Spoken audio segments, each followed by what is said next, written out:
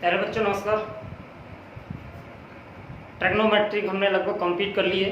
कोई छोटी मोटी प्रॉब्लम्स रह रही होंगी किसी बच्चे की तो बता देना वो। और बाकी आज हम एक नया टॉपिक स्टार्ट कर रहे हैं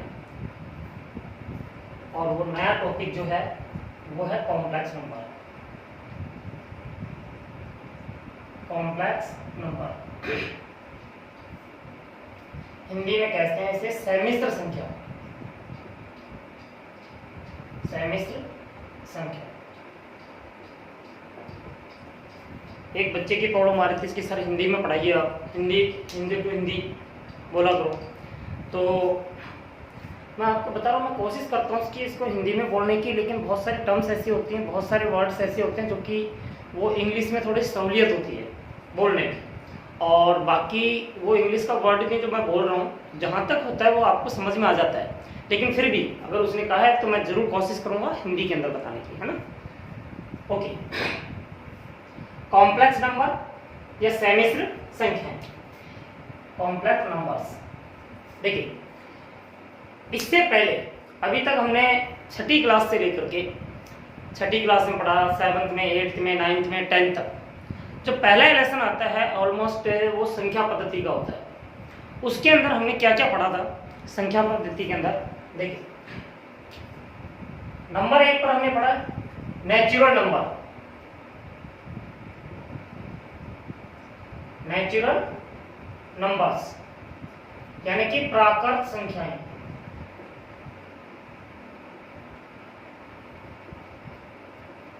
प्राकृत संख्याएं, और इनको हम ऑलमोस्ट एन से डिनोट करते हैं। N is equal to 1 2 3 4 5 dash dash dash dash infinity तक आता है। जो प्राकृत संख्याएं होती है कहां से स्टार्ट होती है? 1 से स्टार्ट होती हैं और इंफिनिटी तक जाती है, ठीक है। लेकिन अभी भी इसके अंदर कुछ मिसिंग है। अब इसके अंदर क्योंकि जीरो नहीं है, तो जैसे ही जीरो इसके अंदर ऐड करेंगे तो ये बन जाएगा होल नंबर, होल नंबर्स, और इनको कहते हैं हम पूर्ण संख्याएं। पूर्ण संख्याएं ये हमारे पास पूर्ण संख्याएं होती हैं। इनको हम W से प्रदर्शित करते हैं। जो संख्या होगी 0 1 2 3 4 5 and dash dash dash infinity तक, अनंत तक जाती है संख्या, ठीक है। नेचुरल नंबर 1 से स्टार्ट होती है, अनंत तक जाती है। अगर नेचुरल नंबर्स के अंदर अगर मैं 0 इंक्लूड कर दूं तो क्या बन जाएगा? ये मेरे पास होल नंबर बन जाएगा। इसका मतलब हो गया कि ये जो है मेरे पास n है, नेचुरल नंबर्स हैं सारे के सारे, ठीक। इसके बाद में अब आ गया मेरे पास, इसको मैं थोड़ा सा बड़ा कर दूं और इसके अंदर मैं 0 इंक्लूड कर दूं तो क्या हो जाएगा? ये होल नंबर हो जाएगा, ठीक। अभी भी पूरा नहीं आ रहा हमारे पास क्योंकि माइनस की संख्या है हमारे पास नहीं आई इसमें, तो वो थर्ड नंबर पे आता है हमारे पास क्या? इंटीजर्स।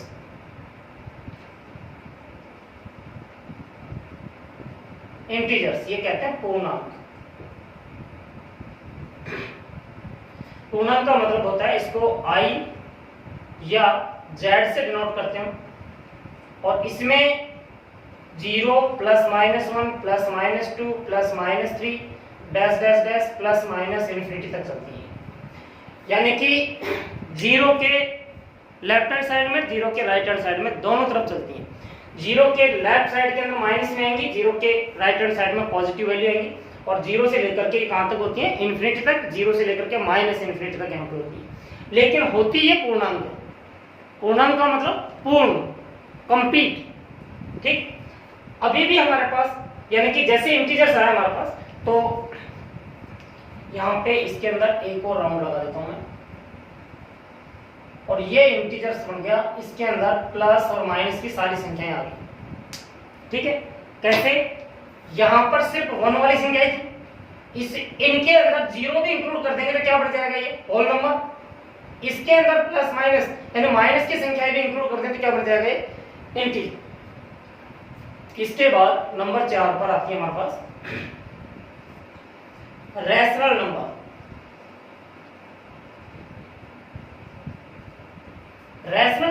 होती हैं परिमेय संख्याएं।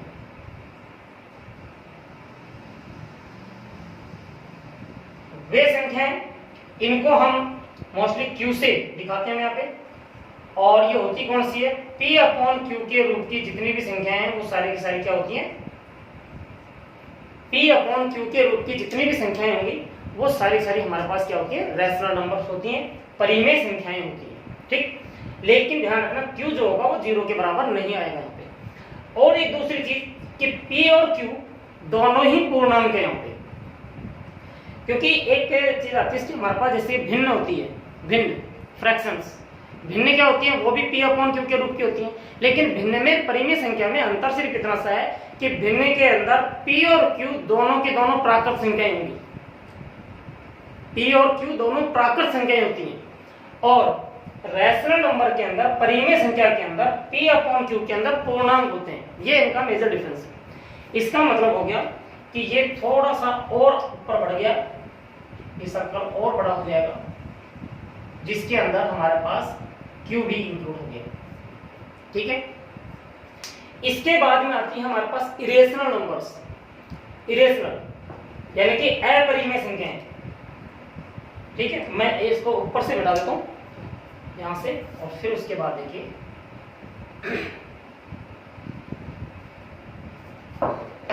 क्या आ जाएगा हमारे पास नंबर 5 पर, इरेशनल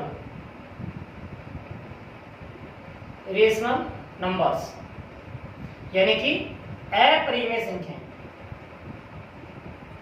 अपरिमेय संख्या, और ये इसको Q डैश से हम प्रदर्शित करते हैं, डिनोट करते हैं इसे Q डैश लगा करके, और इज इक्वल टू इसमें कौन सी होंगी, x होगा, is equal to is not equal to P by Q, where Q is not equal to 0। यानी कि P अपॉन Q वाली जो जितनी भी संख्या है उनको हटा दें तो क्या बनेगा हमारे पास, x बन जाएगा। वो क्या होगा, इरेशनल नंबर्स होती हैं, जैसे कि आपने देखा होगा √2 है, √3 है, पाई है, इस प्रकार की जितनी भी संख्याएं होती हैं वो इरेशनल नंबर्स कहलाती हैं, अपरिमेय संख्या कहलाती हैं। इसका मतलब है कि प्राकृत संख्या इरेशनल नंबर नहीं है, होल नंबर इरेशनल नंबर नहीं है, इंटीजर्स इरेशनल नंबर नहीं है, Q इरेशनल नंबर नहीं है। इसके लिए तो मुझे अलग से सर्कल बनाना पड़ेगा, ये Q डैश आ गया, ये क्या हो गया, Q डैश, क्योंकि Q डैश में आएगा तो इसमें से कुछ भी नहीं आएगा, इनमें कोई चीज नहीं आएगी, इनमें Q डैश अलग है इन सबसे। ठीक, इसके बाद नंबर 6 पर है हमारे पास रियल नंबर, वास्तविक संख्याएं, वास्तविक संख्या। वास्तविक संख्या क्या होती है, अगर मैं यहां पर एक राउंड ऐसा लगा दूं जिसके अंदर परिमेय संख्या भी आ जाए, अपरिमेय संख्या भी आ जाए, तो वो क्या होती है हमारे पास, सारी सारी मिल करके वो रियल नंबर को बनाते हैं, इसको R से हम डिनोट करते हैं। तो यानी कि R बराबर क्या होगा, Q यूनियन Q डैश, यानी कि इन दोनों को यदि मैं मिला दूं, इसको यूनियन पढ़ते हैं, अभी मैं सेट्स आपको करवाया नहीं हूं, लेकिन इसको यूनियन को हिंदी में कहते हैं संघ। ठीक है, वैसे पढ़ते इसके यूनियन ही है, हिंदी और इंग्लिश दोनों के अंदर। तो Q और Q डैश, और यूनियन का मतलब होता है दोनों को मिला देना आपस में, तो ये दोनों मिक्स हो जाए आपस में संख्याएं, तो क्या बन जाएगा, रियल नंबर। ठीक है, वास्तविक संख्या हो जाती है। इसका मतलब क्या हो गया कि जो नेचुरल नंबर है पूरा की पूरा किसमें है, होल नंबर में, यानी प्राकृत संख्याएं पूर्ण संख्याएं, पूर्ण संख्या पूर्णांक है, पूर्णांक जो है जितने भी परिमेय संख्या है, जितने भी परिमेय संख्या है वास्तविक संख्या है, जितने भी अपरिमेय संख्या है वो वास्तविक संख्या है। अब यहां से हम बात करते हैं, इनको तो मैं मिटा देता हूं, और अब मैं बात करता हूं आपको 10th क्लास के अंदर। 10th क्लास में आपने द्विघात समीकरण पढ़ी थी, और द्विघात समीकरण के अंदर एक फार्मूला पढ़ा था आपने, सूत्र पढ़ा था, क्या कि x इज इक्वल टू, ये था हमारे पास ax² plus bx plus c बराबर 0, और यहाँ पे द्विघाती सूत्र पढ़ा था आपने, क्या, -b plus minus b² minus 4ac बटा में 2a। ठीक है। और इसके साथ में इसकी प्रॉपर्टीज आपने पढ़ी थी, प्रॉपर्टीज नहीं, नेचर, प्रकृति। क्या पढ़ा था? नंबर 1 पे पढ़ा था आपने कि यदि b square minus 4ac is greater than to 0 तो समीकरण के मूल जो होंगे वो वास्तविक तथा अलग अलग होंगे, तथा अलग अलग होंगे, ये पढ़ा था आपने। सेकंड नंबर पे आपने पढ़ा था कि यदि b square minus 4ac is equal to 0 तो मूल वास्तविक तथा समान होंगे, वास्तविक तथा समान होंगे, ठीक। और एक थर्ड इसका नेचर पढ़ा था आपने, प्रकृति थर्ड पढ़ी थी आपने, क्या कि यदि b square minus 4ac is less than to 0 तो मूल काल्पनिक हो जाते थे,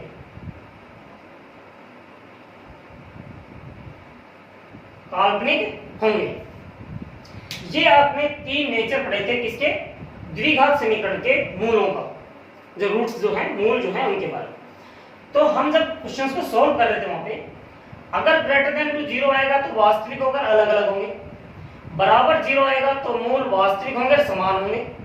इन दोनों को तो हमें हल करना पड़ता था, मूल निकालने पड़ते थे। लेकिन जैसे हमें पता चलेगा कि 0 से लेस देन है, हमारी टेंशन ही खत्म होगी, हमें हल करने की जरूरत ही नहीं। वहां पे कह देंगे इसके मूल इसके विद्यमान नहीं थे, यानी कि काल्पनिक है उसके मूल, ठीक। ऐसा क्यों कर रहे थे हम यहाँ पे? क्योंकि ये जो अंडर रूट है, अंडर रूट के अंदर इसकी वैल्यू जो है, इसका जो मान जो है वो 0 से छोटा आ रहा था। 0 से छोटा रहने का मतलब क्या हो गया? जब हम नंबर लाइन की बात करते हैं, यहाँ पर 0 है, 0 से जैसे ही छोटा होगा तो इधर की तो माइनस की संख्या होती है, इधर की प्लस की होती है, तो ये माइनस में आ जाता था। तो यानी कि ये अंडर रूट ऑफ माइनस में आ गया हमारे पास। 0 से छोटा होने का मतलब माइनस में आ रहा है। अब यदि ये माइनस में आ रहा है तो अंडर रूट के अंदर माइनस आ रहा है। अंडर रूट के अंदर अगर हमारे पास माइनस आ रहा है, मान लीजिए मैं कोई संख्या ले लेता हूं a, माइनस a आ रहा है, तो इसका मतलब क्या हो गया? अब इसका वर्गमूल हम नहीं निकाल सकते थे। क्यों नहीं निकाल सकते थे? क्योंकि ये डिफाइन ही नहीं है, माइनस में आ रहा है। अच्छा, वर्गमूल का मतलब क्या होता है? मैं एक बार यहाँ पे लिख रहा हूँ इसको कि मान लीजिए 25 का वर्गमूल कितना होता है? प्लस माइनस 5 होता है, प्लस माइनस 5 होता है। इसका मतलब क्या है वर्गमूल का? अगर हम रिवर्स कैलकुलेशन करें यहाँ से कि प्लस माइनस 5 का वर्ग करें तो वो 25 ही आएगा। कितना आ रहा है? 25 ही आ रहा है। अगर मैं यहाँ पे माइनस लगा दूं तो अब आंसर क्या आएगा मेरे पास? ऐसी कोई संख्या ही नहीं है जिसका वर्ग करें तो वो माइनस में 25 आ जाए, क्योंकि जिस भी संख्या का आप स्क्वायर करोगे वो हमेशा पॉजिटिव, स्क्वायर करते क्या हो जाती है? वो पॉजिटिव हो जाती है। इसका मतलब है कि ऐसी कोई संख्या होगी नहीं कि जिसका कि वर्ग करें तो माइनस में आ जाए वो। तो इसका मतलब हो गया कि यहाँ पे आकर के हम रुक गए थे, यहाँ पर आकर के हम रुक गए थे, इसको हम सॉल्व नहीं करते थे, ये काल्पनिक है। लेकिन अब हमें यहां से आगे इस कॉम्प्लेक्स नंबर में पढ़ना है कि इसको किस प्रकार से हम हल करेंगे, क्या होता है देखिए।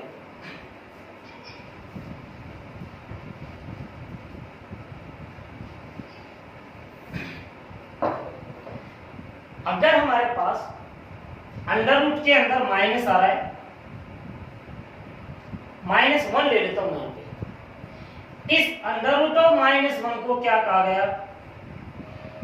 स्मॉल आई से हम इसको दिखाते हैं, छोटे लेटर से, आई से।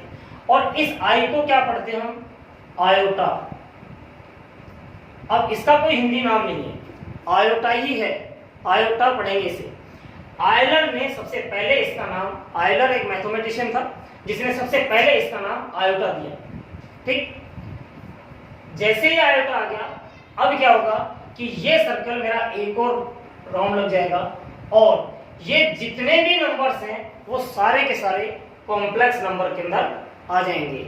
यानी कि कॉम्प्लेक्स नंबर का अगर समुच्चय जो होगा वो सबसे बड़ा होगा नंबर के अंदर, सबसे बड़ा। अभी तक हम क्या पढ़ रहे थे कि रियल नंबर जो है, वास्तविक संख्याएं जो है सबसे बड़ा समुच्चय है, सबसे बड़ा यानी कि ये सारे के सारे रियल नंबर में आ जाते हैं, वास्तविक नंबर में आ जाते हैं, वास्तविक संख्या में आ जाते हैं। अब मेरे पास एक और सेट आ गया, एक और समुच्चय आ गया, क्या? Complex number. और ये कॉम्प्लेक्स नंबर जो है, उस कॉम्प्लेक्स नंबर में ये सारे के सारे उसके अंदर आएंगे। एक नेचुरल नंबर भी कॉम्प्लेक्स नंबर होता है, एक होल नंबर भी कॉम्प्लेक्स नंबर होता है, एक प्राकृत संख्या भी कॉम्प्लेक्स नंबर होता है, एक पूर्ण संख्या जो होती है वो भी एक कॉम्प्लेक्स नंबर होती है, एक पूर्णांक जो होगा वो भी एक सम्मिश्र संख्या होगी, एक परिमेय संख्या है वो भी एक सम्मिश्र संख्या हो सकती है, एक इरेशनल नंबर है वो भी एक परिमेय संख्या हो सकती, वो सम्मिश्र संख्या हो सकती है, यानी कि अपरिमेय संख्या। एक वास्तविक संख्या है वो भी एक क्या हो सकती है? सम्मिश्र संख्या या कॉम्प्लेक्स नंबर हो सकती है। और यहां पर अंडर रूट ऑफ -1 का मान कितना दिया गया? आयोटा पढ़ा गया। इसको आयोटा से हम इसको रिप्रेजेंट करते हैं और इसको हम आयोटा पढ़ते हैं। ठीक, अब हम दूसरी बात करते हैं कि आयोटा का स्क्वायर करते हैं, कितना आएगा? यानी कि आयोटा इज इक्वल टू तो आ गया अंडर रूट ऑफ -1। आयोटा का यदि मैं स्क्वायर कर दूं तो ये हो जाएगा अंडर रूट ऑफ -1 का स्क्वायर इज इक्वल टू कितना आएगा? -1 आएगा। ठीक है बच्चों, आप ऐसे मत कर देना इसको कि under root of -1 multiply by under root of -1, क्योंकि दो बार करना मल्टीप्लाई। अब आप अंदर करोगे तो कैसे होगा? Under root of -1 under root of -1, ये अंदर ले लिया हमने, अंदर लेंगे तो कितना हो जाएगा? अंडर रूट ऑफ 1 बराबर कितना आ गया? 1 आ गया। तो ये 1 नहीं होगा, क्योंकि अंडर रूट करते हैं तो प्लस और माइनस में आता है। 1 की जो वैल्यू होगी यहाँ पे 1 जो आ रहा होगा वो प्लस और माइनस में दोनों में आ रहा है, तो हम ये माइनस वाला लेके चलेंगे यहाँ पे, क्योंकि माइनस होता है। इस प्रकार से हम इसका कैलकुलेशन नहीं करेंगे यहाँ पे। ठीक है, तो यहाँ से हमारे पास कितना आ गया? -1 आ गया आयोटा स्क्वायर का मान। अब यदि मैं आयोटा क्यूब कर दूं इसको तो क्या होगा? आयोटा की power 2 into iota. Iota square का मान -1 होता है, तो ये माइनस आयोटा हो जाएगा। कितना हो जाएगा? Minus iota. अब यदि मैं आयोटा की पावर 4 कर दूं तो क्या होगा? Iota square into iota square -1 into -1 is equal to 1। ये बहुत इंपॉर्टेंट है हमारे लिए। क्या? आयोटा की पावर 4 जो है ये बहुत इंपॉर्टेंट है, इसको सॉल्व करने में बहुत हेल्प करेगी हमारी। ठीक है बच्चों, तो यहाँ पे आयोटा की वैल्यू कितनी होती है? Under root of -1। Iota square कितना होता है? अंडर रूट ऑफ -1 का स्क्वायर करेंगे तो -1 आएगा। आयोटा क्यूब कितना होता है? आयोटा स्क्वायर इंटू आयोटा यानी कि माइनस आयोटा होती है। ठीक, आयोटा स्क्वायर का वैल्यू कितना हो जाएगा? -1 -1, और आयोटा जो है यहाँ पे आएगा ये माइनस आ जाएगा। आयोटा की पावर 4 कितनी होती है? आयोटा की पावर 4 बराबर कितना होगा? Iota square into iota square, यानी कि -1 इंटू -1 यानी कि +1 हो जाएगा। अब हमारे पास इससे रिलेटेड कितना ही बड़ा चाहे क्वेश्चन आ जाए हम उसको सोल्व कर सकते हैं। इसको आप नोट कर लेना, मैं इनको मिटा रहा हूँ, फिर उसके बाद में एक दो इसके क्वेश्चंस करके देखते हैं।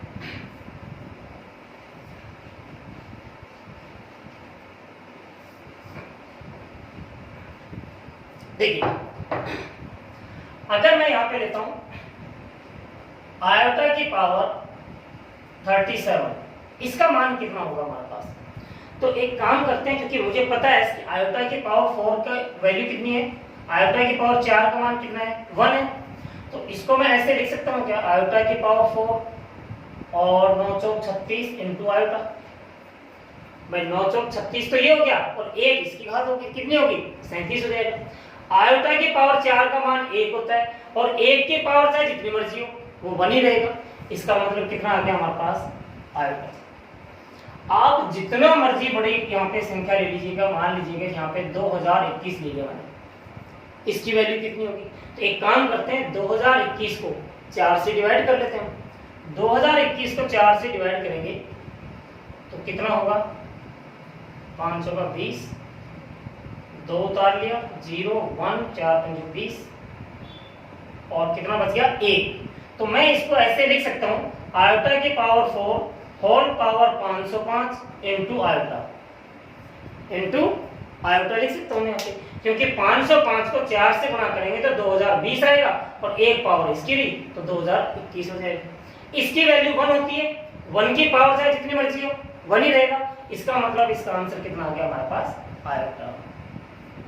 तो अब आप एक रूल यहां पे समझिएगा, क्या कि यहां पर जो भी संख्या आ रही है आयोटा की पावर में, उसको हम 4 के अंदर बदलते हैं। यानी कि आयोटा की पावर 4 किया, फिर उसके पावर जो भी आ रही हो, इसका मतलब इसको 4 से डिवाइड किया हमने। और कोई भी संख्या 4 से डिवाइड कब होती है, जब उसके शुरू के दो डिजिट हैं, 2 अंक हैं, कौन सा, इकाई का अंक और दहाई का अंक मिलकर के जो संख्या बन रही है, वो अगर 4 से डिवाइड है तो फिर बाद में तो ये 4 से डिवाइड हो जाएगा, अदरवाइज नहीं होगा। अब सपोज करते हैं यहाँ पे आयोटा की पावर 2020 होती, तो क्या होता, आयोटा की पावर 4 होल पावर 505, यही आता, तो इसकी वैल्यू 1 आ जाती। आयोटा की पावर 2021 की वैल्यू कितनी आ रही है, आयोटा आ रही है। आयोटा की पावर 2022 कितनी होगी, आयोटा की पावर 4 और 505 into iota square is equal to -1 आएगी। आयोटा की पावर 2023 होती तो कितना आता, आयोटा की पावर 4 505 और आयोटा की पावर 3 बचता है, यहाँ पे रिमाइंडर 3 बचता, तो यहाँ पे कितना आंसर आ जाता, माइनस आयोटा आ जाता। ये समझ में आ गई बात है। इसका मतलब ये है कि आप 4 से डिवाइड कर लीजिएगा, अगर उसमें पूरा पूरा भाग जा रहा है तो वो 1 आ जाएगा, बाकी पूरा पूरा अगर भाग नहीं जा रहा है तो उनको हम इस प्रकार से लिख लेंगे। देखिए, अगर रिमाइंडर 1 बच रहा है, रिमाइंडर 1 बचेगा तो आई आएगा, क्योंकि यहाँ पे शेषफल कितना बच रहा था, 4 से भाग देने पर 1 बच रहा था, आयोटा आएगा। अगर 2 शेषफल बच रहा है तो आयोटा स्क्वायर आएगा। अगर 3 शेषफल बच रहा है, आयोटा की पावर 3 आएगी। 4 से डिवाइड करेंगे तो या तो शेषफल 1 बचेगा, या तो 0 होगा, या 1 होगा, 2 होगा, 3 होगा। अगर 0 शेषफल है तो 1 हो जाएगा, और अगर 1 शेषफल बच रहा है तो आयोटा, अगर 2 शेषफल बच रहा है तो आयोटा स्क्वायर, अगर 3 शेषफल बच रहा है तो आयोटा की पावर 3। समझ में आ गई बात। एक तो ये नियम आप ध्यान रखना है। इसके साथ में अब मैं एक यहाँ पे क्वेश्चन लिख रहा हूं, और वो क्वेश्चन क्या है कि iota 1 plus iota square plus iota cube solve कर सकते हैं इसे। ये तो 1 है, ये आयोटा है, आयोटा स्क्वायर का मान कितना होगा, -1, आयोटा क्यूब का मान कितना होगा, माइनस आयोटा। आंसर कितना आ गया, 0। यहां पर 1 का मतलब कितना है, आयोटा की पावर 0। 1 का मतलब कितना हो गया, आयोटा की पावर 0। किसी की भी पावर 0 होती है तो उसकी वैल्यू 1 ही होती है, तो यहाँ पे मैं 1 ही लिख लेता हूं। अगर मेरे पास 4 पद दे रखे हों और उनके अंदर जो घात जो है वो क्रमागत होती है, यानी कि पहले की घात 1 है, फिर 2 है, फिर 3 है, फिर 4 है, इस प्रकार से होती, तो इसकी वैल्यू हमेशा 0 के बराबर ही आएगी। जैसे कि मैं यहाँ पे लिख लेता हूं, आयोटा की पावर 30 प्लस आयोटा की पावर 31 प्लस आयोटा की पावर 32 प्लस आयोटा की पावर 33। अगर आप इसका मान निकालोगे तो 0 ही आएगा, क्योंकि इनकी घात जो है क्रमागत है, 30 31 32 33। कैसे, इसमें 4 का भाग दीजिएगा, शेषफल कितना बचेगा, 2। तो आयोटा की power 4 whole power 728 iota square. मैं डायरेक्ट भी लिख सकता हूं, लेकिन मैं लिख नहीं रहा हूं। इसमें कितना होगा, आयोटा की power 4 whole power 7 into iota 3 plus iota की पावर 4 होल पावर 8, यही रहेगा, प्लस आयोटा की power 4 whole power 8 into iota 800 का 32 रे 33। इसकी वैल्यू 1 हो जाएगी, आयोटा स्क्वायर की वैल्यू -1। इसकी वैल्यू 1 हो जाएगी, आयोटा क्यूब की वैल्यू माइनस आयोटा। इसकी वैल्यू 1 हो जाएगी तो प्लस आयोटा। इसकी वैल्यू हमारे पास कितनी होगी, प्लस आयोटा, क्योंकि आयोटा ही, आयोटा से आयोटा कैंसिल हो जाएगा, 1 से 1 कैंसिल हो जाएगा, अल्टीमेटली आंसर हमारे पास कितना आएगा, 0 आएगा। यानी कि कोई भी 4 टर्म्स अगर हम ले रहे हैं और उनकी घात अगर क्रमागत है तो उनका सम जो होगा वो कितना होगा, 0 होगा। चाहे जितना मर्जी बड़ा आ जाए। अब ये अगर मान लीजिए मैं यहाँ पे ले लेता हूँ आयोटा की पावर मान लेता हूँ 5001 प्लस आयोटा की पावर 5002 प्लस आयोटा की पावर 5003 प्लस आयोटा की पावर 5004। अगर आप इसको सॉल्व करोगे, 4 से डिवाइड करने के बाद में सॉल्व करोगे तो यहां से इसकी वैल्यू 0 ही आएगी। ध्यान रखना, इसकी वैल्यू कितनी आएगी? 0 ही आनी है। अगर ये 4 पदों का योगफल करना और ये क्रमागत हो तो हमेशा हमारे पास वैल्यू कितनी आती है? 0 आती है। ओके, ये तो हो गया सम के रूप में। अब इसके बाद में अगर मैं बात करूं प्रोडक्ट, अगर मैं 4 टर्म्स ले लूं यहाँ पे, क्या क्या कि 1 into iota square into iota cube, तो ध्यान रखना इसकी वैल्यू -1 आएगी। कैसे आएगी? 1 तो है, इंटू आयोटा भी है, इसकी वैल्यू -1 हो जाएगी, इसकी वैल्यू माइनस आयोटा हो जाएगी। ठीक है, अब इसको फिर मल्टीप्लाई कीजिए। 1 को आयोटा से मल्टीप्लाई करेंगे, आयोटा को -1 से मल्टीप्लाई करेंगे, माइनस आयोटा को माइनस आयोटा से गुणा करेंगे तो प्लस का आयोटा स्क्वायर, और आयोटा स्क्वायर की वैल्यू -1 होती है। अब चाहे जितनी बड़ी संख्या ले लीजिए, लेकिन वो क्रमागत होनी चाहिए आपके पास।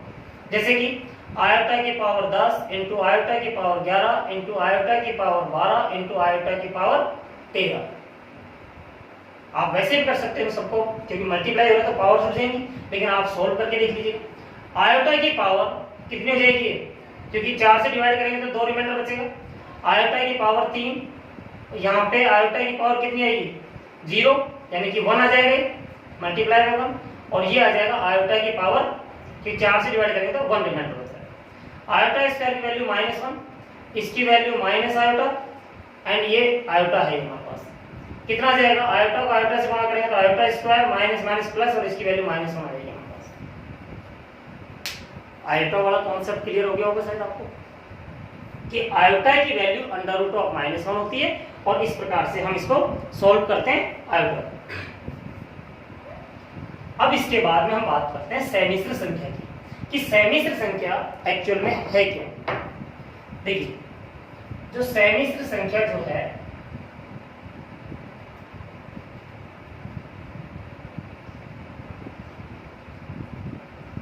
उसको हमेशा हम Z से डिनोट करते हैं। किससे? Z से प्रदर्शित करते हैं, और Z बराबर A plus iota B, A plus iota B, जहां पर A और B दोनों की दोनों वास्तविक संख्याएं हैं, और एक वास्तविक संख्या के साथ में आयोटा लगा हुआ है। ऐसी इस फॉर्म में जो एक संख्या बन रही होगी, इस फॉर्म में जो संख्या बन रही होगी वो समिश्र संख्या कहलाती है हमारे पास, यानी कि A प्लस आयोटा B के रूप में। तो यहां पर हमारे पास आ गया, इसको बोलते हम वास्तविक भाग। जो A जो है ये कहलाता है वास्तविक भाग, रियल पार्ट, और जो B जो है, B को कहते हैं हम काल्पनिक भाग। जिसके साथ आयोटा लगा हुआ है उसको हम काल्पनिक भाग बोलते हैं, इमेजिनरी पार्ट। ठीक है, इनको लिखते कैसे हैं? वास्तविक भाग को लिखेंगे रियल वैल्यू ऑफ Z, यानी कि इस Z का RE से डिनोट करते हैं इसे, कि Z का वास्तविक भाग। इसको कैसे, ये हो गया हमारे पास A, और इस B को कैसे रिप्रेजेंट करते हैं हम? Imaginary value of Z is equal to B। समझ में आ गई होगा कि रियल पार्ट होगा ये Z का, A है, इमेजिनरी पार्ट है यहाँ पे B है, यानी कि काल्पनिक भाग जो है वो B है। आयोटा के साथ जो लगा हुआ होता है उसको हम काल्पनिक भाग कहते हैं, यानी कि जिसकी सिर्फ हम कल्पना कर सकते हैं, रियलिटी में ऐसा होगा नहीं कभी। तो यानी कि A प्लस आयोटा B को हम क्या कहेंगे? समिश्र संख्या कहेंगे। ठीक है, अब आगे हमारे पास सेम वही, जैसे कि हम रियल नंबर्स के लिए कर रहे थे, परिमेय संख्याओं के लिए कर रहे थे, जो पूर्णांकों के लिए किया था, प्राकृत संख्याओं के लिए किया था। क्या क्या किया था हमने उनको जोड़ा भी है, घटाया है, गुणा किया है, भाग किया है। ठीक है, और इसके बाद वर्गमूल निकाला है, घनमूल निकाला है। ये सारी चीजें हम समिश्र संख्या में भी निकालेंगे। ठीक, लेकिन उससे पहले हम Z बराबर A प्लस आयोटा B की फॉर्म में कैसे कन्वर्ट करेंगे वो देखिए आप। एक्सरसाइज जो है ये है 5.1।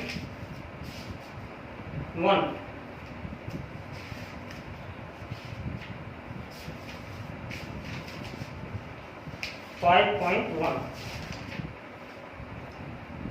पहला क्वेश्चन है कि 5 आयोटा माइनस 3/5। देखिए 5 आयोटा माइनस 3/5 आयोटा को आपने इस फॉर्म में लिखना है, इस रूप में लिखना है, a प्लस आयोटा b के रूप में। कैसे लिख लेंगे इसको? देखिए अगर ये दोनों गुणा हो रहे तो 5 से 5 कट जाएगा, कितना बचेगा? -3 iota square, -3 iota square. Iota square की वैल्यू कितनी होती है? 1 होती है, -1 होती है। -1 को -3 से गुणा करेंगे तो कितना आएगा? +3। कितना आएगा? +3 आ जाएगा हमारे पास। अब ये इस रूप में तो नहीं है, a प्लस आयोटा b के फॉर्म में नहीं है, ये तो सिर्फ a ही आया हमारे पास, वास्तविक भाग है। तो अब आप इसको काल्पनिक भाग को आप ऐसे लिख लीजिएगा, आयोटा इंटू 0, आयोटा इंटू 0, यानी कि 0 लगा लीजिएगा यहाँ पे। तो यहाँ पे b की वैल्यू कितनी हो जाएगी? a का मान तो हो गया हमारे पास 3 और b का मान हो गया यहाँ पे 0। ठीक है, इस प्रकार से करके आपको ये करना है। तो आज तो इंट्रोडक्शन मैंने इसका बता दिया है। नेक्स्ट वीडियो के अंदर मैं इसको कैसे जोड़ते हैं, कैसे घटाते हैं, कैसे गुणा करते हैं, कैसे भाग करते हैं, ये सारी चीजें हम पढ़ेंगे। बहुत ही इंटरेस्टिंग टॉपिक है ये और बहुत ही काम का है ये, यानी कि IIT जी के अंदर भी इसमें से क्वेश्चन पूछे जाते हैं सहमिश्र संख्या में से, और ये बहुत ज्यादा काम की है। आगे चल करके तो आपको पूरी बुक मिल जाएगी इसकी कि कॉम्प्लेक्स एनालिसिस के नाम से, वो आपको पढ़ना पड़ेगा। ठीक है, यहाँ पर तो एक छोटा सा पार्ट दे रखा था, इंट्रोडक्शन दे रखा था कि एक सहमिश्र संख्या होती क्या है, किस प्रकार से हम उसको रिप्रेजेंट करते हैं, किस तरह से उसको दिखाते हैं, ये चीजें मैंने बता दी हैं। नेक्स्ट वीडियो के अंदर आपको इसके जो आगे का जो प्रोसेस है वो नेक्स्ट वीडियो में करेंगे। यहाँ तक कंप्लीट करके रखना। ओके।